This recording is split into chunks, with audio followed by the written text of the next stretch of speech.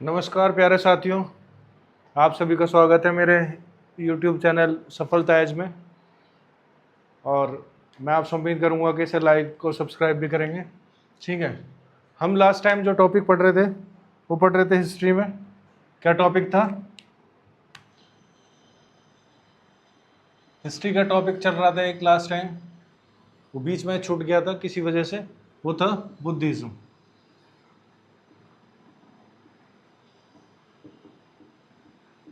बुद्ध धर्म। ठीक है, इस टॉपिक की शुरुआत मैंने पढ़ लिया था, फिर बताया ही था। ठीक है, उनके बारे में। ठीक है, बचपन का नाम क्या था इनके? ठीक है, इसके जो संस्थापक थे महात्मा बुद्ध,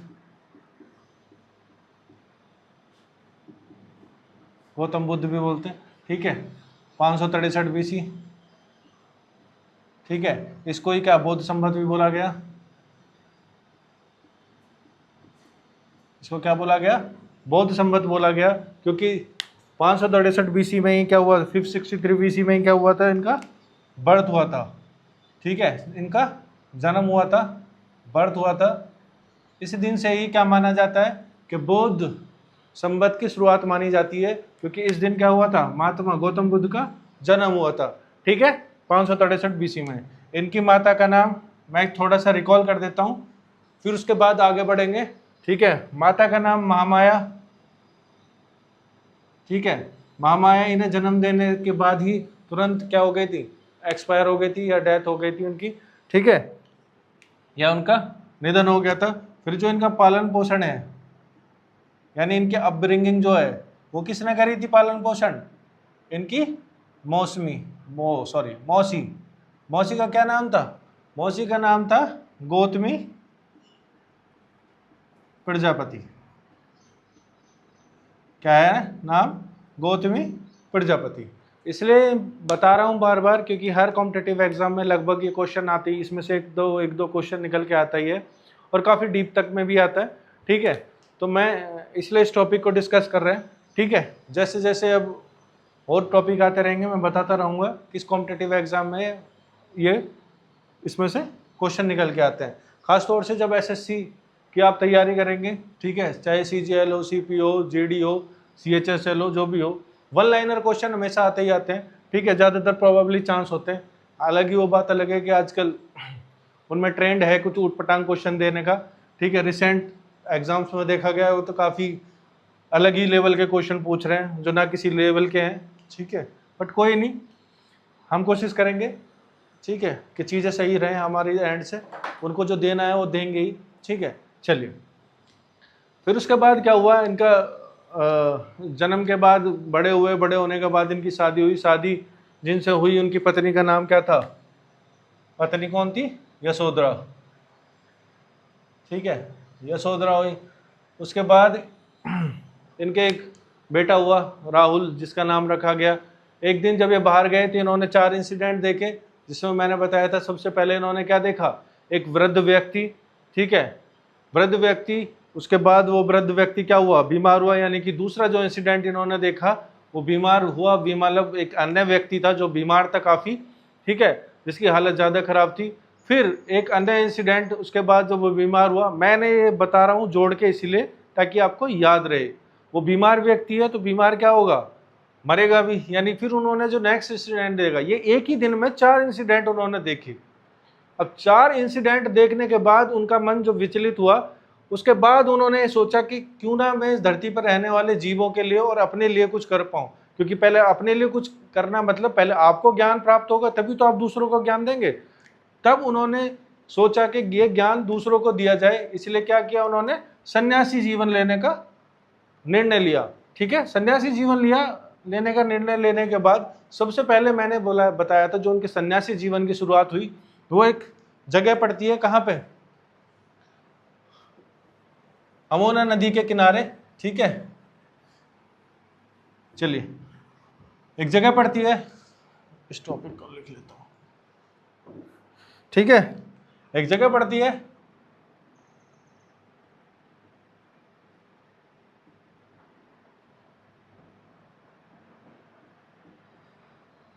सॉरी ये मिट गया था। ठीक है, एक जगह पड़ती है अमोना नदी के किनारे जिसका नाम क्या है, अनुवेन्या बताया था मैंने, क्या बताया था, अनुवेन्या। ठीक है, और ये अनुवेन्या जगह कहाँ पड़ती है, अमोना नदी के किनारे, कहाँ,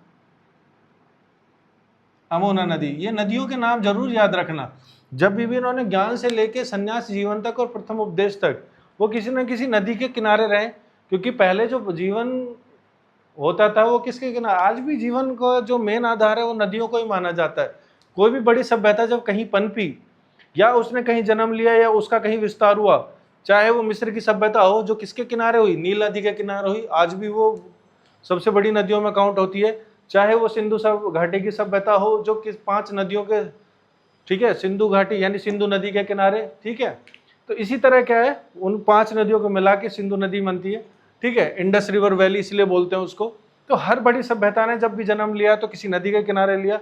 इन्होंने जब भी, इसलिए इन्होंने भी जब कुछ नया किया या जीवन को खोजा तो वो किसी न किसी नदी के किनारे रहा, ठीक है। और ये नदियों के नाम आते हैं, एग्जामों में भी आते हैं ये नदियों के नाम, ठीक है। चलो, अब उसके बाद अनुवेन्या अमोना नामक स्थान से शुरुआत हुई, यहाँ से शुरुआत हुई, आगे बढ़े। उसके बाद सबसे पहले ज्ञान की खोज में ये कहाँ पहुंचे, सन्यासी जीवन धारण करने के बाद ज्ञान की खोज में जो इनका सबसे पहला पड़ाव था वो था कहाँ, सबसे पहला पड़ाव, सबसे पहला पड़ाव जो उन्होंने डाला वो उस टाइम जो सबसे फेमस जगह थी वो थी राजगिरी, ठीक है, क्या थी, राजगिरी। ये क्या थी, ये थी मगध की राजधानी। मगध बड़े साम्राज्यों में था, 16 महाजनपदों में से एक महाजनपद था मगध राज्य, ठीक है, जिसकी राजधानी थी राजगिरी। तो राजगिरी में इन्होंने सबसे पहला पड़ाव डाला।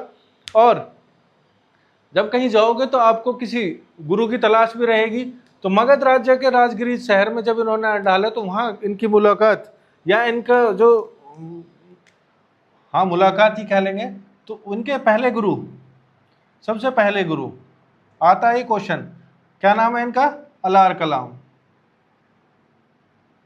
से मुलाकात हुई। अलार कलाम से मुलाकात होने के बाद इन्होंने उनसे जो ज्ञान लिया उसका नाम था, किस ज्ञान की खोज करी इनसे मिलके, इन्होंने लिया इनसे सांख्य दर्शन का ज्ञान।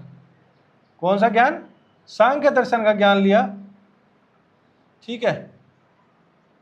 ज्ञान ऐसा नहीं है कि एक ही दिन में खोजा गया, ठीक है, वो कहने वाली बात है कि 7वें दिन इनको ज्ञान की प्राप्ति हो गई, लेकिन उससे पहले का जो स्ट्रगल रहा इनके जीवन में कहीं ना कहीं उसने बड़ी भूमिका निभाई।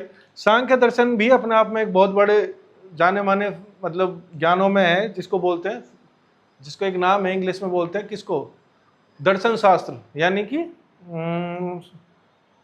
इंग्लिश में मैं अभी भूल रहा हूँ, ठीक है, उसको कुछ बोलते हैं फिलॉसफी, ठीक है, ये सब एक फिलॉसफी है, मतलब ज्ञान है, ठीक है। तो सांख्य दर्शन उसका एक वो है, विचारधारा है, ठीक है, सांख्य दर्शन का ज्ञान प्राप्त हुआ। इसके बाद जब यहाँ से इन्होंने सांख्य दर्शन का ज्ञान लिया तो दूसरा पड़ाव इनके जीवन में क्या, कहाँ का रहा, ठीक है, यहाँ से जाने के बाद दूसरा पड़ाव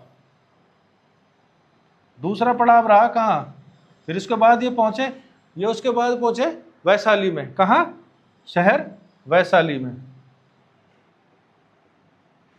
वैशाली में पहुंचने के बाद यहाँ इनकी मुलाकात जो हुई, यहाँ उनकी जो मुलाकात हुई, दूसरे गुरु जो थे वो दूसरे गुरु थे कौन से, उद्रक रामपुत्र, क्या बोलते हैं इनका, दूसरे गुरु है उद्रक रामपुत्र, ठीक है, उद्रक रामपुत्र हुए, ठीक है। इनसे फिर मुलाकात हुई और इनसे भी एक नए ज्ञान है, जो नए ज्ञान की एक विचारधारा इनसे मिली इनको, ठीक है भाई, लिखते रहना है इनको नोट्स को, ठीक है। उद्रक रामपुत्र हुए जिनसे इनको एक विचारधारा यानी ज्ञान की एक नई विचारधारा को इन्होंने सीखा, जिसका नाम था क्या, इसका नाम था उच्छेदवाद, ठीक है, इसका नाम था उच्छेदवाद, ठीक है। ये एक नया ज्ञान इन्होंने यहाँ से सीखा, इस नए दर्शन की इन्होंने ज्ञान की खोज प्राप्त करी। फिर उसके बाद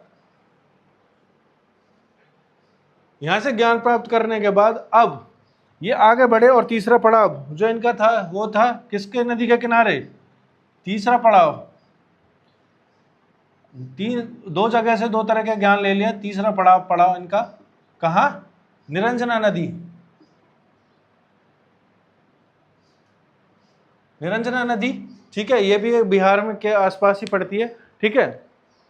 निरंजना नदी के किनारे इन्होंने क्या किया भाई, बहुत कड़ी तपस्या करी, ठीक है। और इनके साथ ये और इनके साथ और 5 ब्राह्मण थे जो पीछे से ही चले आ रहे थे, इनका साथ इनका दे रहे थे। निरंजना नदी के किनारे इन्होंने घोर तपस्या करी, और तपस्या करी कम से भी कम 5 साल, ठीक है। 5वें साल जब तपस्या घोर तपस्या करते हुए हो गए, कई दिन हो गए, तो इन्हें कोई ज्ञान की प्राप्ति हुई नहीं। फिर वहां एक पास में महिला थी जिनका नाम था सुजाता। क्या नाम था महिला का? सुजाता, ठीक है। सुजाता आई और उन्होंने देखा कि भाई इनकी तपस्या करते करते हालत कुछ ज़्यादा खराब हो गई है और वीकनेस भी बहुत ज़्यादा हो गई है, तो वो अपने साथ खीर बना के लाई। इसी खीर को इन्होंने खाया सुजाता नामक स्त्री से, ठीक है। सुजाता नामक स्त्री से इन्होंने क्या खाया? खीर खाई, और खीर खा के अपनी तपस्या को तोड़ा। या इन्होंने एक लगा कि भाई ऐसी कठोर तपस्या करने से कोई फायदा तो हो नहीं रहा है, तो क्यों ना दूसरे वे में चला जाए। तो इन्होंने खीर खा के इसी तपस्या को यहीं समाप्त किया। और उसके बाद जो 5 ब्राह्मण और इनके साथ तपस्या कर रहे थे वो भी इनसे नाराज होकर चले गए। कहाँ पे? वो 5 ब्राह्मण चले गए इनसे नाराज होकर बनारस की ओर, ठीक है। क्योंकि उन्हें लगा कि भाई तपस्या अगर ज्ञान का साधन नहीं है तो फिर ज्ञान का साधन दूसरा है क्या। अब इनको लगा कि ये नहीं है तो इन्होंने कुछ और खोज करी। उनको लगा कि उन 5 ब्राह्मण को कुछ और लगा तो वो कहीं और चले गए। तो वो 5 ब्राह्मण इनको छोड़ के कहाँ चले गए? इनके साथ इस समय जो तपस्या कर रहे थे ये 5 ब्राह्मण, इनको छोड़ के कहाँ चले गए? वो बनारस। कहाँ चले गए?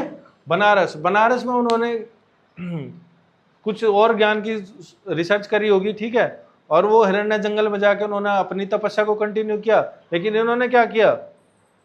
इन्होंने सोचा कि भैया अब यहाँ तो इस जगह तो ज्ञान हुआ नहीं, तो ये इन्होंने क्या अपनी जगह को चेंज किया। फिर अब जो इनका मुख्य स्थान है कौन सा, ये भाई ऐसी चार्ट बना लेना। इनका जो मुख्य स्थान है दूसरा जो आज भी फेमस है, ठीक है। उसके बाद पुन निरंजना नदी से निकले, ये भी बिहार में एक जगह पे पड़ती है, ठीक है। यहाँ से फिर किसकी तरफ चले? ये चले गया की तरफ, ठीक है। गया में एक जगह पड़ती है क्या? उरुवेला। क्या पड़ती है? उरुवेला, ठीक है। सॉरी, उरुवेला तो ये था, उरुवेला, ये उरुवेला में है निरंजना नदी।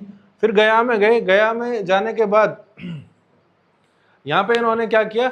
7 दिन ध्यान लगाया। कहाँ? 6 दिन ध्यान लगाया, और 7वें दिन इन्हें ज्ञान की प्राप्ति होगी, ठीक है। 7वें दिन इन्हें ज्ञान की प्राप्ति हुई। कहाँ पे? पुनपुन नदी के किनारे।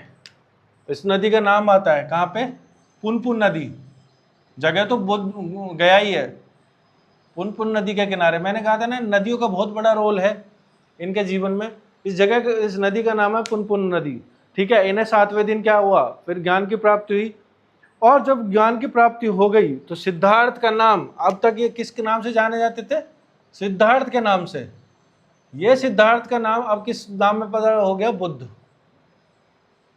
और गया क्या हो गई? गया भी इनके नाम से जानी गई, बोध गया। जिस दिन इन्हें ज्ञान की प्राप्ति हुई उस दिन 2 चीजों का नाम चेंज हुआ इनका। एक तो इनका खुद का, जो पहले सिद्धार्थ के नाम से जाने देते आते थे, अब वो बुद्ध। बुद्ध का मतलब ही क्या होता है? एनलाइटेंड, मतलब ज्ञान की प्राप्ति। और जो जगह जहाँ गया जगह थी पुनपुन नदी के किनारे, उस जगह का नाम भी चेंज होकर क्या हो गया? बोध गया हो गया, ठीक है। बुद्ध का ज्ञान। अब जब इन्हें ज्ञान प्राप्त हुआ तो ज्ञान का भी डिवाइडेशन इन्होंने किया कि भाई मेरा ज्ञान है तो मुझे ही पता होगा किस तरह का होगा, ठीक है। अब जिसका ज्ञान, क्योंकि इनका जो मेन मानना था क्या कि भाई जो मैं ज्ञान प्राप्त कर रहा हूँ वो लोगों को पहुंचे, और जो लोगों के जीवन में दुख दर्द पीड़ा है उसको कैसे कम किया जा सके, इसलिए इन्होंने ज्ञान की खोज करी, ठीक है। और अपने दुख दर्द पीड़ा को भी कम करने की कोशिश करी। तो इन्होंने इस ज्ञान को 2 भागों में विभाजित किया। किन में? 2 भागों में, ठीक है। बुद्ध का ज्ञान, ठीक है। अच्छा, मैं ये बता देता हूं, जब बुद्ध अपने घर से निकले, ठीक है, तो उस टाइम उनको जो है 29 वर्ष के थे, ठीक है। और जब उन्हें ज्ञान की प्राप्ति हुई तो वो कितने वर्ष के थे? 35 वर्ष के, ठीक है। सन्यासी जीवन के समय में वो 29 वर्ष के थे, और जब ज्ञान की प्राप्ति हुई, इस ज्ञान की प्राप्ति की घटना को भी क्या बोला गया? ज्ञान प्राप्ति की घटना को क्या बोला गया? निर्वाण। क्या बोला गया? निर्वाण, ठीक है। ऐसे ज्ञान के जो दो पार्ट हैं, तो पहला है मध्यम मार्ग, ठीक है। पहला कौन सा? मध्यम मार्ग, ठीक है। और दूसरा है प्रतीत्य समुत्पाद। क्या बोलते हैं इसको? प्रतीत्य समुत्पाद, ठीक है। ये दो तरह के ज्ञान है, समुत्पाद है, ठीक है। इनको इनकी प्रवृत्ति के हिसाब से दो पार्ट्स में डिवाइड करा गया, ठीक है। इसको बोला जाता है कारण और कार्य, ठीक है। किसी भी कार्य के करने का कारण है, ठीक है। चलो, इनके डीप में ना जाने के बाद मैं सिर्फ इतना बता देता हूं कि इनको दो पार्ट्स में डिवाइड करा गया, ठीक है। इसको पहले बोलते हैं मध्यम मार्ग, दूसरे को बोलते हैं प्रतीत्य समुत्पाद, ठीक है। जब इनको सन्यासी जीवन की शुरुआत हुई तब ये 29 वर्ष के थे, और जब इन्होंने ज्ञान की प्राप्ति करी यानी निर्वाण को प्राप्त हुए, तो इनका जो मतलब उस समय इनका जो उम्र थी वो कितनी थी? 35 वर्ष, यानी कि उन्हें टोटल लगे 5 वर्ष, ठीक है। 5 वर्ष, इसमें सब कुछ है। 5 वर्ष में लगभग बहुत बड़े समय तक तो इन्होंने तपस्या ही करी थी, ठीक है। अब एक इंसिडेंट और है, मतलब एक इम्पोर्टेंट है, चाहे नोट करके लिख लो इसे, कि बौद्ध साहित्यों में, ठीक है, किसमें? बौद्ध साहित्यों में जो इस ज्ञान प्राप्त करने की घटना है, ठीक है, बौद्ध साहित्यों में, मैं इसे मिटा देता हूं, ठीक है। बौद्ध साहित्यों में इस ज्ञान प्राप्त करने की घटना को क्या बोला गया? संबोधि, ठीक है। क्या बोला गया? संबोधि। बौद्ध साहित्यों में, बौद्ध साहित्यों में इस घटना को क्या बोला गया? संबोधि, ठीक है। यानी कि संबोधि किसको बोलते हैं? जब इन्होंने ज्ञान की प्राप्ति करी, और उस घटना को निर्वाण भी बोलते हैं, ठीक है। लेकिन बौद्ध साहित्यों में कहीं कहीं इसको कहाँ बोलते हैं?